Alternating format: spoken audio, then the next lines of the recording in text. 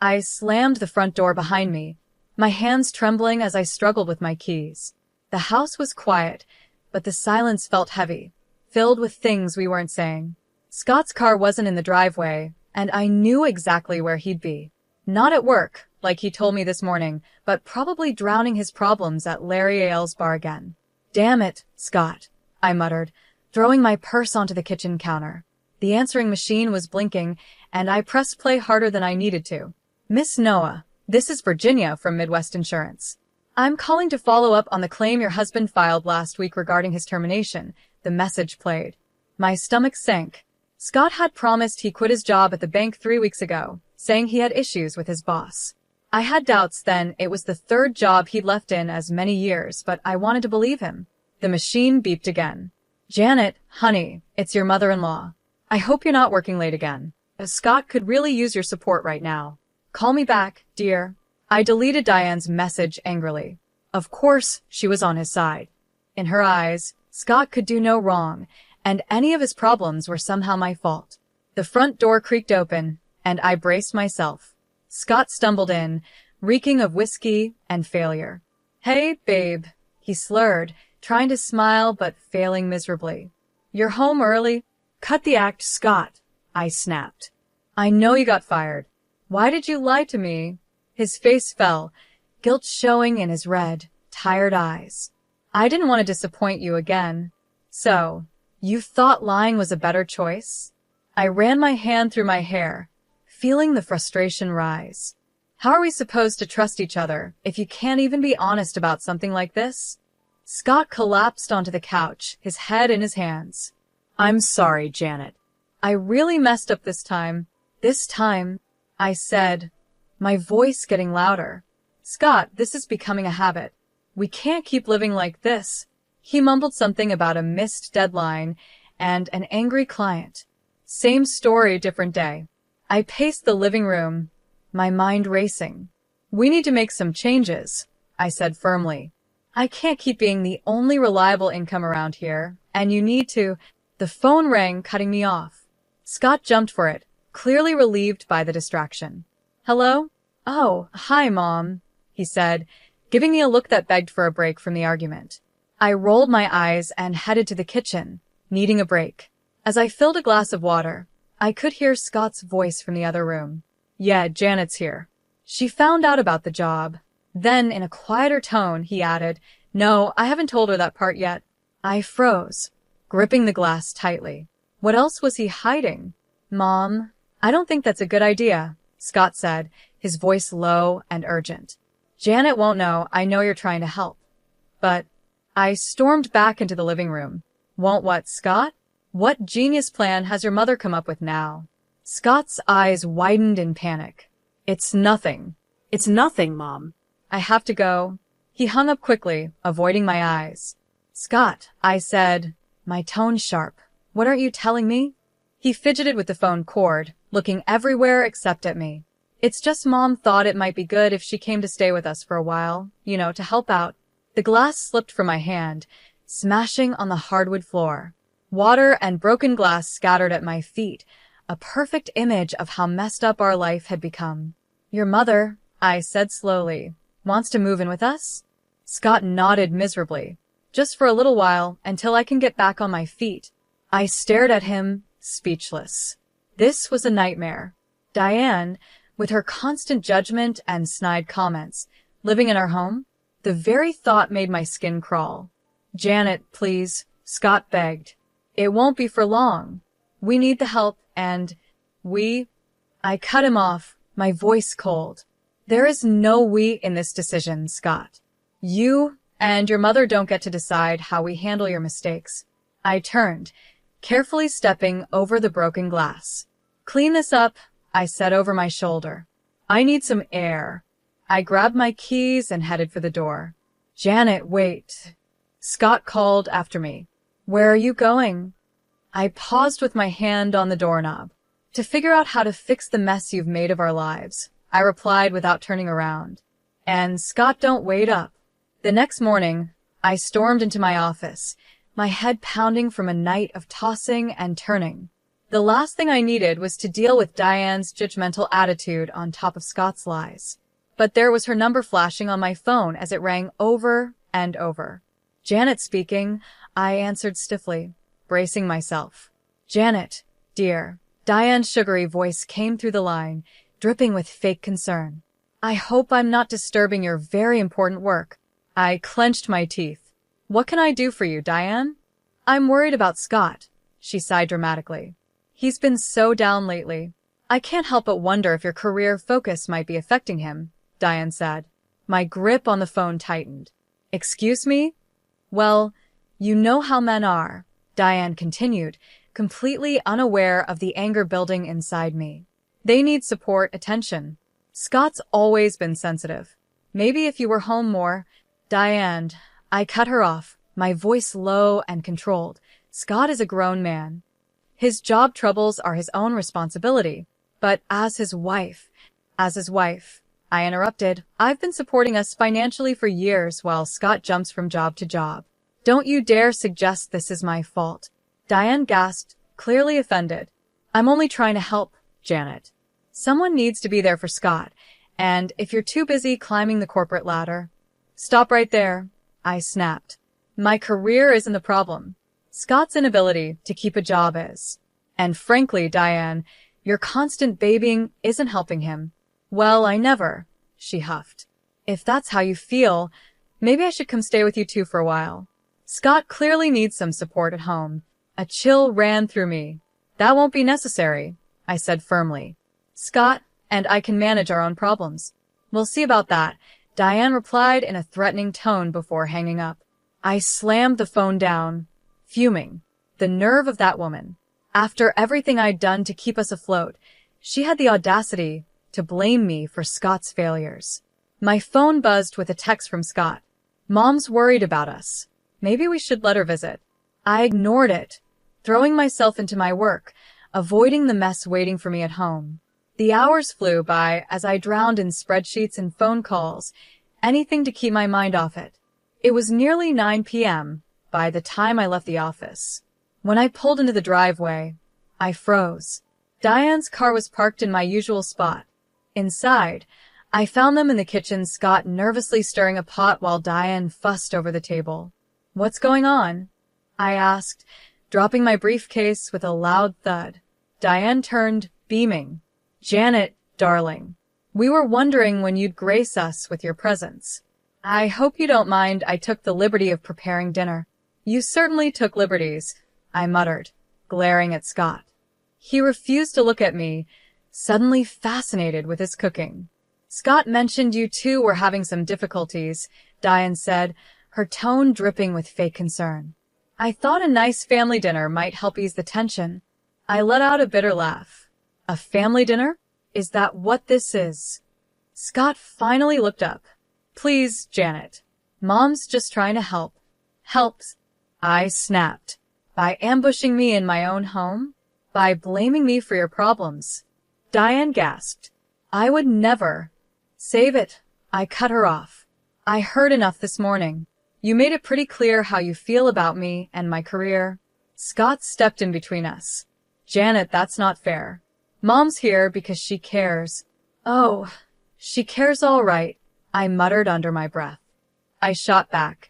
She cares more about controlling our lives, about making me the bad guy in her little story.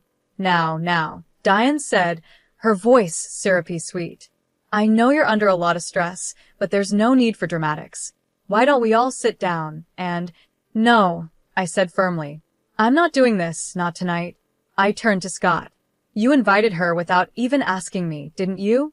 His guilty look said it all. I grabbed my keys, my hands trembling with anger. Janet, wait, Scott called as I headed for the door. Where are you going? I paused, my hand on the doorknob. Somewhere I'm actually wanted, I replied coldly. Enjoy your family dinner. I slammed the door behind me, and as I walked away, I heard Diane's voice drift out. Well, I never.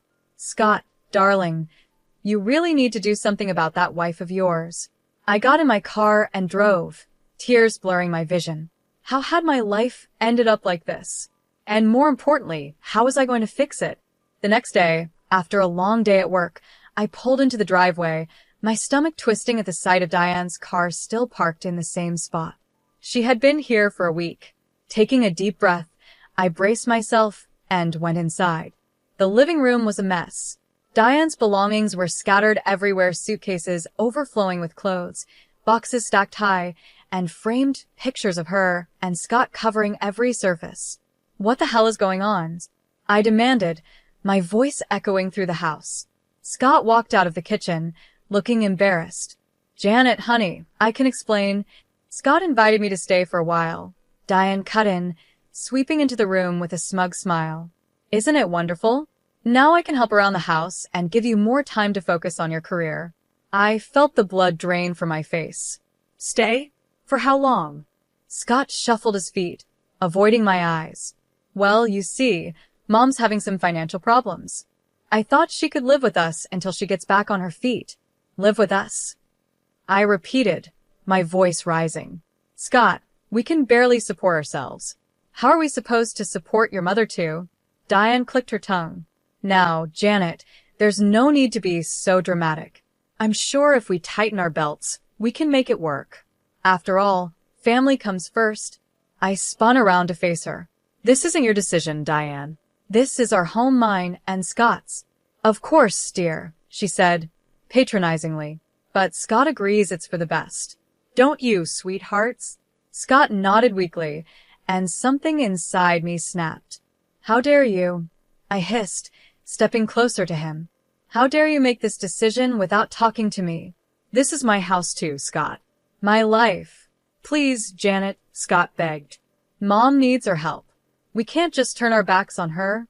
Like you turned your back on your responsibilities?" I shot back. I fired back. "Or how about how you've turned your back on our marriage by lying to me?" Diane gasped. "Janet, that's no way to talk to your husband." I whirled around to face her.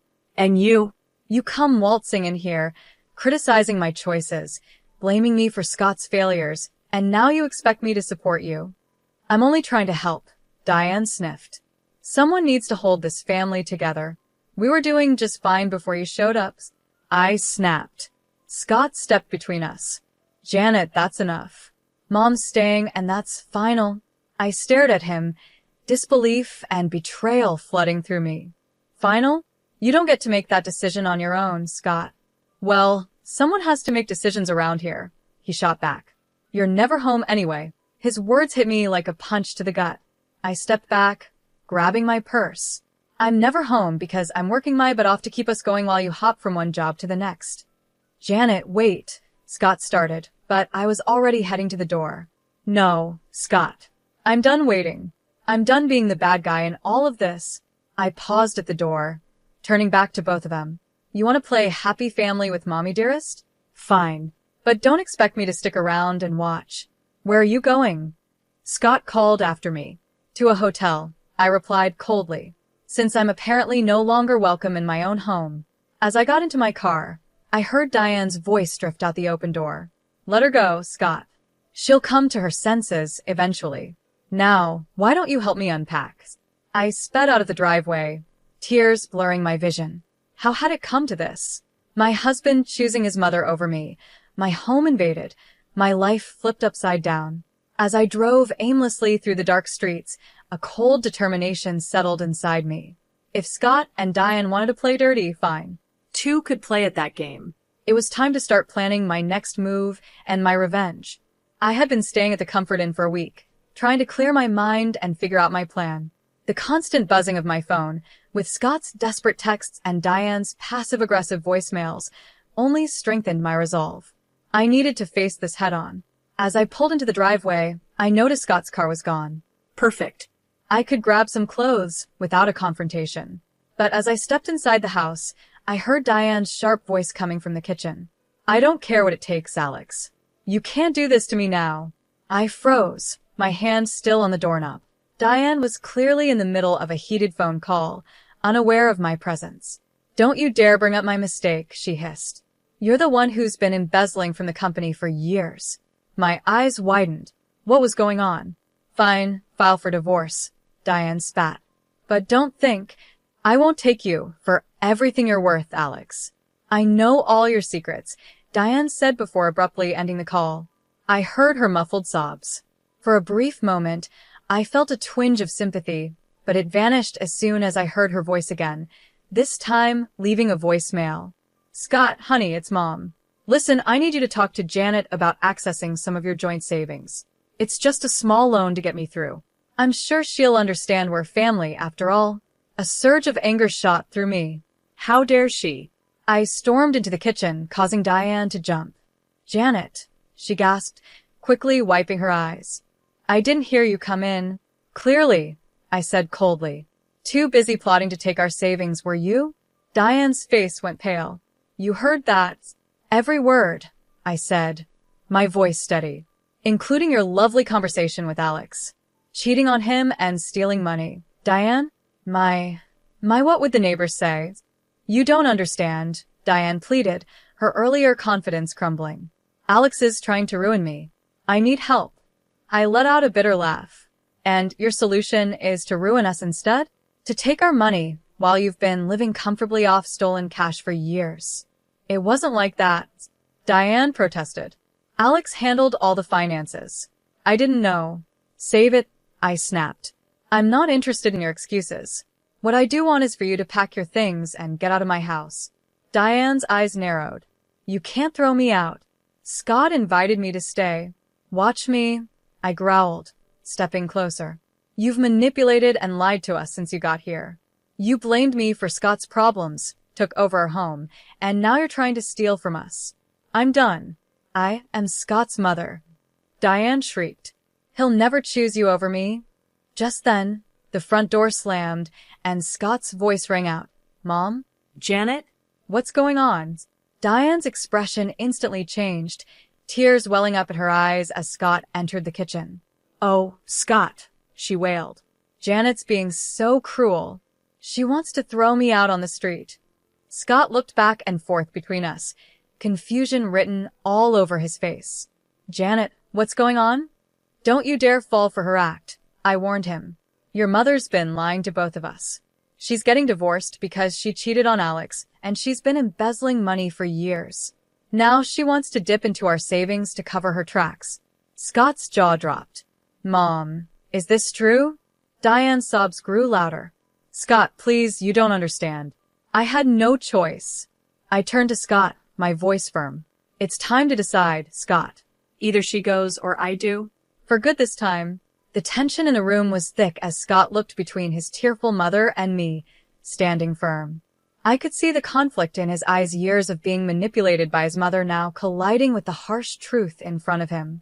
Scott, I said, urging him to decide. I spoke softly but firmly. This is it, Scott. This is the moment that decides our future. Choose wisely. As Scott opened his mouth to speak, I held my breath, knowing that whatever he said next would change all our lives. His eyes flickered between Diane and me, his face full of confusion and pain. I need some time to think, he stammered, backing out of the kitchen. Scott, please. Diane cried, reaching for him, but he was already gone, the front door slamming behind him. I stood there, trembling with anger and hurt. I hope you're happy, Diane, I said, my voice sharp. You've torn this family apart. Diane's tear-streaked face hardened. You did that all by yourself, Janet. If you'd been a proper wife. Don't you dare. I cut her off, my voice cold. I'm going upstairs to pack. When I come back down, I expect you to be gone. I stormed upstairs, my mind racing as I threw clothes into a suitcase. Then I heard her voice again. Diane was on the phone. I quietly crept to the top of the stairs to listen. Alex, please, she was saying, her voice desperate. I need more time. No, don't call the lawyers yet. I have a plan. My blood ran cold. What was she up to now? Scott and Janet have savings, Diane continued. If I can just get access to them, no, they don't suspect anything. Janet's too busy with her career to notice. I gripped the banister, my knuckles turning white. She was planning to steal from us. Just give me a week, Diane pleaded. I'll get the money, and we can make this all go away. I'd heard enough. I marched downstairs, my face stormy. Diane jumped when she saw me, quickly ending her call. Janet, save it, I snapped. I heard everything. You're not just asking to borrow money, you're planning to steal it. Diane's face crumpled. You don't understand. Alex will ruin me if I don't pay him off. I had no choice. There's always a choice, I said coldly. And you chose to lie, cheat, and steal. But it ends now. I pulled out my phone and dialed Scott. It went to voicemail. Scott, it's Janet. Your mother is planning to steal our savings to pay off Alex. Come home now. We need to talk. Diane lunged at me, trying to grab the phone. You can't do this, she shrieked. I dodged her, my voice rising. Watch me. It's over, Diane. Your lies, your manipulation. All of it. Just then, the front door opened. Scott walked in, his face pale. I heard everything, he said quietly. The voicemail came through while I was sitting in the car. Diane collapsed onto the couch, sobbing. Scott, sweetheart, please, you don't understand. I understand perfectly, Scott interrupted, his voice firm. You've been lying to us, using us, and now you are going to steal from us. I felt a glimmer of hope. Was Scott finally seeing the truth? But then he turned to me, his eyes cold. And you, Janet, you've been so wrapped up in your job that you didn't even notice what was happening in our own home. My jaw dropped. Are you serious right now? I've been the one supporting us while you can't keep a job. I've been dealing with your mother's constant criticism and manipulation. Scott shook his head. Maybe if you'd been around more, none of this would have happened. I stared at him, disbelief and fury churning inside me. In that moment, I saw my future, one where I would always be blamed, where I would never be enough, where I would sacrifice everything for a man who would always choose his mother over me. You know what? I said, my voice cold and calm. You're right, Scott. I haven't been around enough. So let me fix that right now. I grabbed my suitcase and headed for the door. Janet, wait. Where are you going? Scott called after me. I paused at the door, looking back at the two people who had betrayed me so deeply. I'm leaving, I said firmly. For good this time. You two deserve each other. As I walked out, I heard Diane's smug whisper to Scott. It's for the best, darling. Now, about that savings account. I got into my car, my hands shaking as I gripped the steering wheel. This wasn't just about leaving anymore. It was about protecting myself and everything I had worked for. It was time to call a lawyer and start divorce proceedings. If Scott and Diane wanted to play dirty, I'd show them just how strong I could be. 3 weeks later, I sat in my lawyer Nicole's office, going over the divorce papers for what felt like the 100th time. I was determined to protect myself and my assets. Everything looks good, Janet, Nicole said. We've frozen the joint accounts, and Scott can't touch your personal savings. Are you ready to file? I took a deep breath, my hand hovering over the papers. This was at the point of no return. Just as I was about to sign, my phone buzzed. Diane's number flashed on the screen. Ignore it, Nicole advised, but something made me hesitate. I should at least hear what she has to say, I muttered, answering the call. Janet, Diane's voice was surprisingly small. Please don't hang up. I need to talk to you. I have nothing to say to you, Diane, I replied coldly. Please, she begged. I've made a terrible mistake. I need your help. Against my better judgment, I found myself listening as Diane spilled a story of deceit and desperation. Her voice cracked as she admitted to her affair, to the lies she had told Scott about me, and to her plan to use our money to cover up her husband's embezzlement. I never meant for it to go this far, Diane sobbed. I thought if I could just buy some time, fix things with Alex, but it's all fallen apart. He's filing for divorce, threatening to expose everything. I have nowhere else to turn. I felt a mix of emotions, anger, pity, and a strange sense of vindication. Why are you telling me this now, Diane? Because I realize now how wrong I was, she whispered. About everything about you. I need your help, Janet. Not just for me, but for Scott too. My heart clenched at the mention of Scott's name. What about Scott? Her voice trembled. He's a mess, Janet. He finally sees the truth, but he doesn't know how to fix things. He misses you terribly. I closed my eyes, fighting back tears. It's too late for that, Diane. I'm at my lawyer's office right now, about to file for divorce. No. Diane cried. Please, Janet, give us a chance to make this right. I'll tell Scott everything, I swear. Just come home. Let's talk face to face. I looked at the divorce papers in front of me, then at Nicole, my lawyer, who was watching me with concern. I need to think about this, I said finally. Of course, Diane replied, a hint of hope in her voice. Take all the time you need. We'll be here.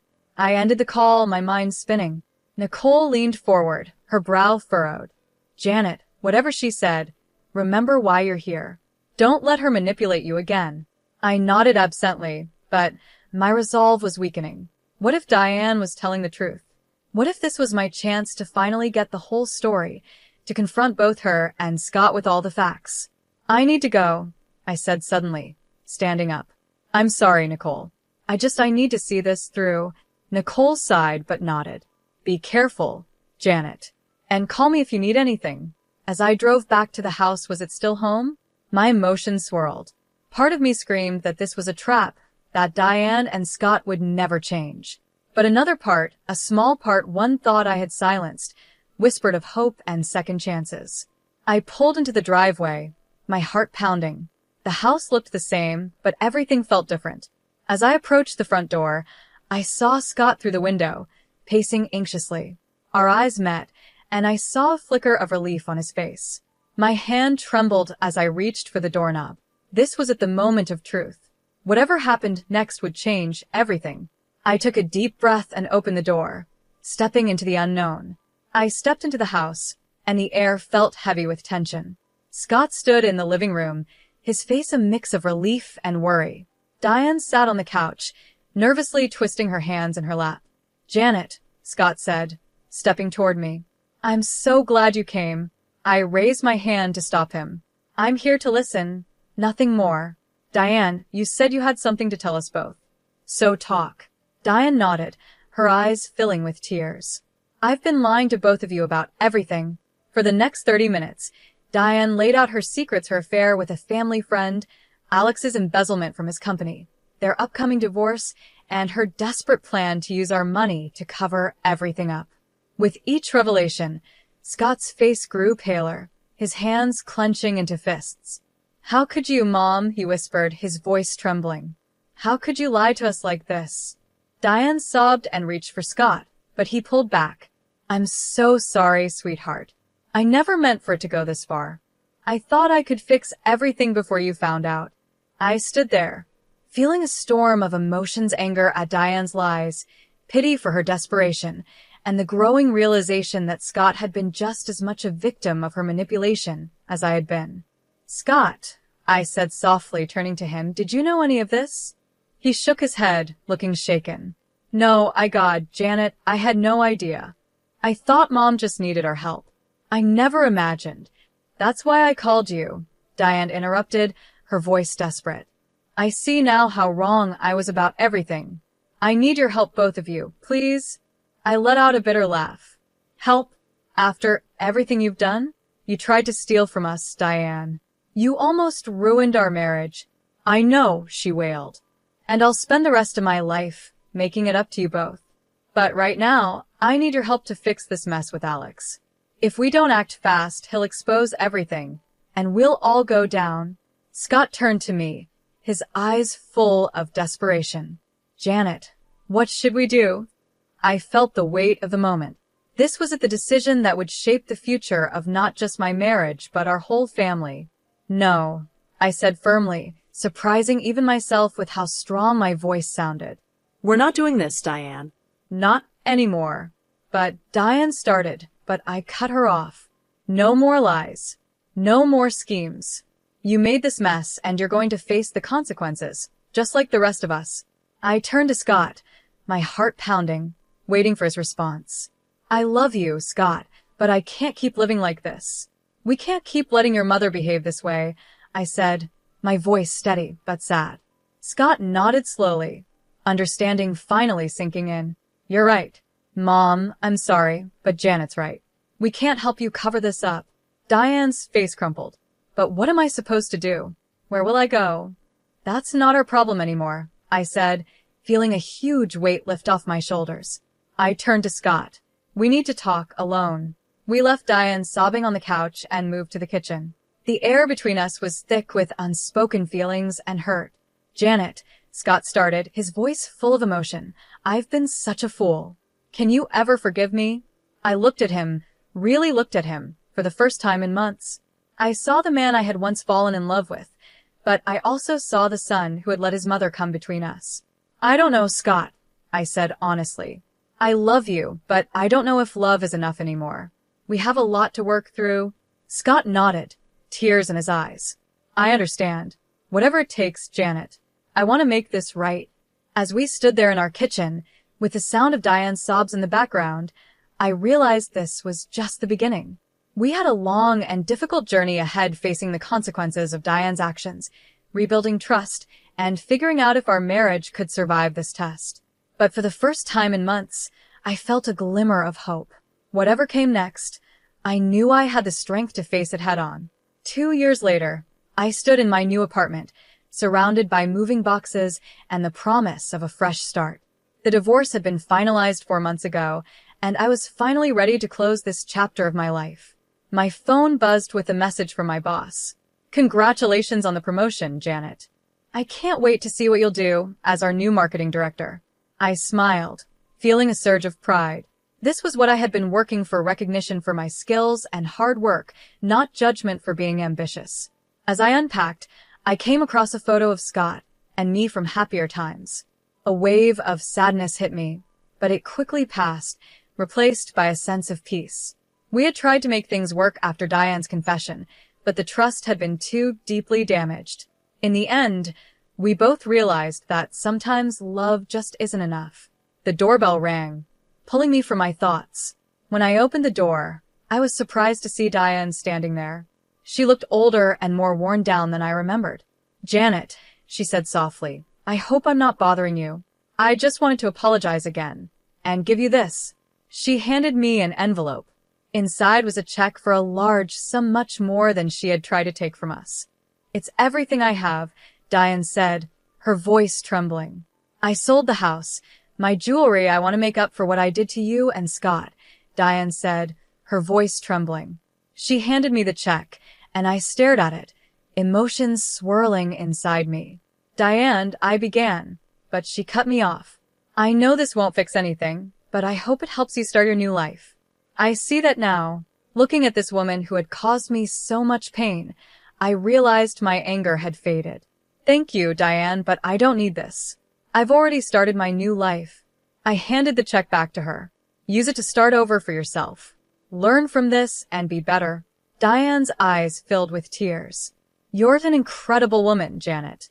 I'm sorry I didn't realize that sooner." After she left, I sat on my new couch, trying to process everything. My phone buzzed again, this time a text from Scott. "Heard about your promotion. Congratulations, Janet. You always were the strong one." I smiled sadly, and I typed back a simple thank you. As I hit send, it hit me this was truly the end of an era.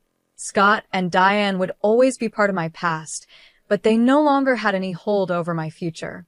I walked over to the window, gazing out at the city skyline. My new life stretched out in front of me, full of possibilities. No more compromising my dreams, no more dimming my light to make others feel comfortable. I was free to be myself completely and unapologetically. As the sun set, painting the sky in shades of orange and pink, I felt excitement building inside me.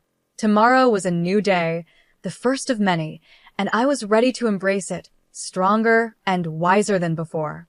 I thought about all the women out there facing similar struggles, torn between family obligations and their own ambitions, fighting to be valued and heard. I hoped my story would inspire them to stand up for themselves and demand the love and respect they deserved. At that moment, I made a promise to myself. I would use my new position not just to move my career forward, but to mentor other women, to help them find their voices and pursue their dreams. My journey had been hard, but it had taught me invaluable lessons about resilience, self-worth, and the power of staying true to who you are. As night fell, I raised a glass to my reflection in the window. "Here's to new beginnings," I whispered. "To strength, to growth, and to never settling for less than you deserve. The future was bright, and for the first time in years, I felt truly, genuinely happy. Whatever challenges came my way, I knew I had the strength to face them. After all, I was Janet, resilient, ambitious, and finally, gloriously free.